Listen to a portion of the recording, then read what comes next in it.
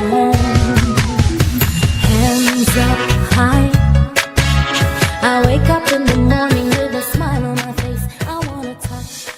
Hello à tous, bienvenue sur Dianis Conseil. Très heureuse, non très heureux, parce que Dianis Conseil, c'est vrai, il y a Côte Lily et Nadia Dioy que vous voyez, mais il y a des personnes extraordinaires qui font un travail formidable derrière. Donc Dianis Conseil vous souhaite la bienvenue. Aujourd'hui, nous voulons parler de la chefferie de l'homme. L'homme a tendance à dire c'est moi le chef, c'est moi le chef. C'est pas seulement de dire que je suis chef. Il y a des, il y a des caractéristiques à avoir, il y a beaucoup de choses et Côte Lily va nous aider à nous savoir plus. Côte Lily, bonjour. Bonjour Nadia, comment tu vas? Super. La chefferie de l'homme, c'est quoi? Ce grand sujet. Ce grand sujet. Bonjour chers internautes, aujourd'hui nous allons parler de la chefferie de l'homme. Moi je voudrais commencer par dire qu'il faut que les hommes perdent leur complexe. Pardon, je t'apprends. Il faut que les hommes perdent leur complexe. Parce que on ne peut pas lutter quelque chose qu'on a à sa possession. Moi je sais par exemple que ce comptable là il est à moi. Je ne lutterai pas parce qu'il est à moi.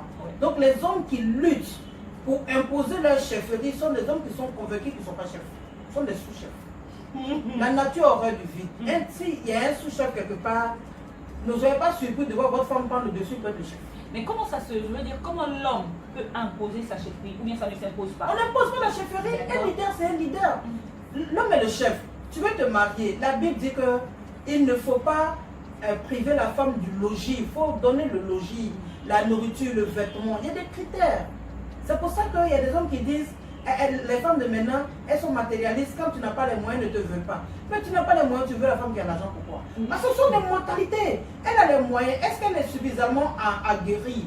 Est-ce qu'elle est suffisamment, je veux dire, convertie? Est-ce qu'elle est attachée au Seigneur? Est-ce que tu connais ces aspects-là pour aller vers elle? Parce que c'est ça, si elle est vraiment convertie, que toi tu n'as pas les moyens et qu'elle estime qu'elle te veut, il n'y a aucun problème à ça parce que vous serez en harmonie. Mais sinon, quand la condition sociale est différente, c'est très difficile, surtout quand c'est la femme qui a les moyens. D'accord. C'est ça, c'est très important. Maintenant, la chefferie de l'homme, l'homme est le chef. Un chef là, il impose sa domination de façon matérielle. C'est la meilleure façon de soumettre la femme. Elle arrive de façon matérielle. Matérielle, c'est-à-dire quoi? Il permet qu'elle ait un toit. D'accord. Il la nourrit. Quand il la nourrit, il lui donne les vêtements. Ça ne veut pas dire qu'il doit remplir sa valise tous les mois.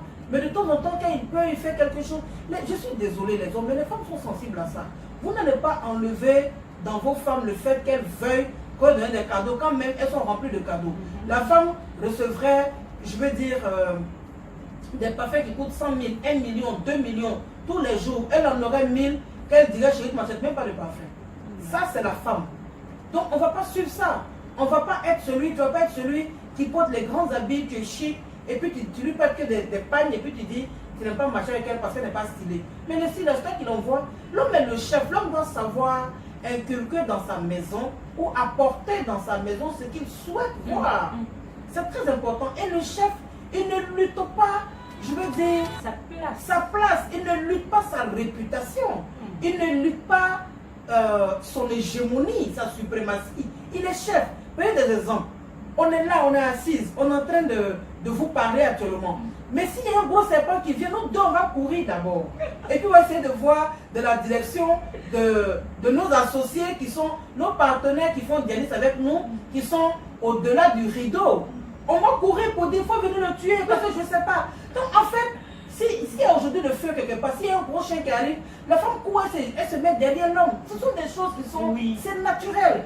Quand la lumière est gâtée dans la maison, quand la lumière ne marche plus, la femme attend que son mari rentre du travail. Chez l'ampoule, la main ne marche pas. Maintenant, lui vient un brave.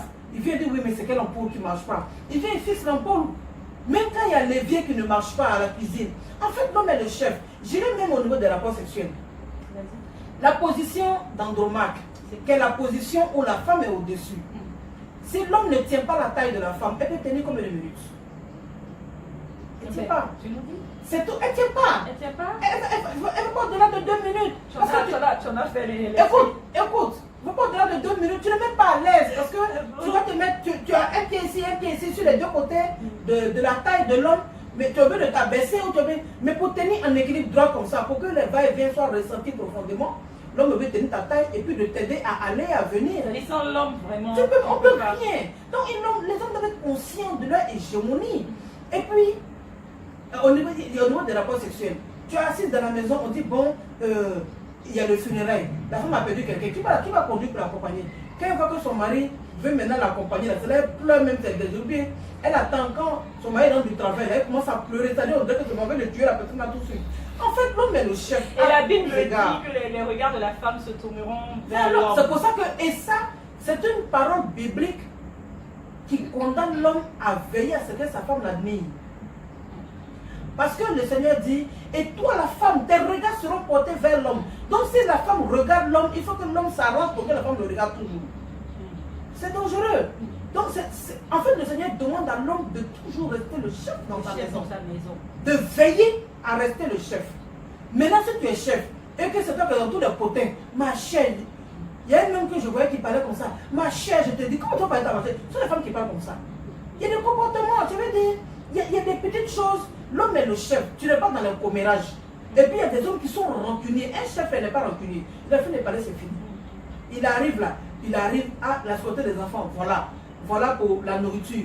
Madame, voilà ça. Quand tu as fini de faire ça, est-ce qu'elle discute avec toi? Elle connaît. Mais en même temps, quand tu le dis, en même temps, je veux dire, il y a des chefs qui n'en ont pas les moyens. Est-ce parce que l'homme n'a pas de moyens que la femme doit forcément lui voler sa chefferie? C'est ce que je disais. Si tu n'as pas les moyens, comment tu gères ta femme? Il peut arriver. C'est ce que je dis. Comment tu gères ta femme? Si moi je disais à un monsieur qui n'avait pas les moyens, je dis pas moi de ta femme. Il était encore fiancé. Il dit ma fiancée, ses parents sont riches. Hein. Mais s'il l'épouse là, il va dans quoi? Mais quand tu dis c'est une... Moi je m'attends à ce qu'ils décrivent la femme. C'est une belle femme. Okay. Tu n'as pas les moyens, mais tu l'aimes au point qu'elle se soumette, elle et ses moyens à toi. Wow.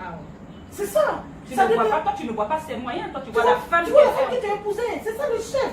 Le chef il dit, d'abord même là, l'homme même qui n'est pas conscient qu'il soit chef là, c'est dommage. Parce que la femme là, elle porte son nom de jeune fille. En Afrique et dans la bienséance, on dit madame à une femme qui a un certain âge, même qui n'est pas mariée. Mais sinon, dans la normale, c'est épouse, tant. Mais la femme porte ton nom de jeune fille jusqu'à ce que quelqu'un décide de changer le cours de son histoire par la puissance de Dieu. Donc c'est l'homme qui change, c'est l'homme qui change le nom de la femme. Quand la femme se marie, elle change de nom. Donc c'est un pouvoir, c'est un changement de destinée que le Seigneur opère à travers le mariage. Donc toi qui donnes ton nom, comment tu peux te soumettre après par des petits actes? L'homme est le chef. En tout cas, je voudrais vraiment dire à quelqu'un qui nous écoute que l'homme est le chef. Les hommes sont les chefs. Ne luttez pas avec les femmes. Un vrai chef dans la maison, quand il t'a regardé 2 fois, là, tu te ramasses et puis tu te parques dans un coin. Mais si c'est celui qui crie, vers la fin de nuit, il va crier, et puis c'est quoi? Et puis c'est quoi? Donc un chef, c'est celui-là qui sait associer et puis qui sait juguler, c'est-à-dire qui sait alterner la fermeté avec la douceur. Merci beaucoup, Coach Lily. Alors ce soir, nous voulons faire vraiment beaucoup de coucou à tous les hommes qui nous écoutent. Vous êtes nos chefs. Big respect. Que Dieu vous bénisse et puis que Dieu vous aide encore dans cette mission parce que c'est pas facile. Hein? Mais nous savons que vous êtes des champions, vous êtes des meilleurs. Gros bisous à tous nos hommes. Allez, Dieu vous garde. Au revoir.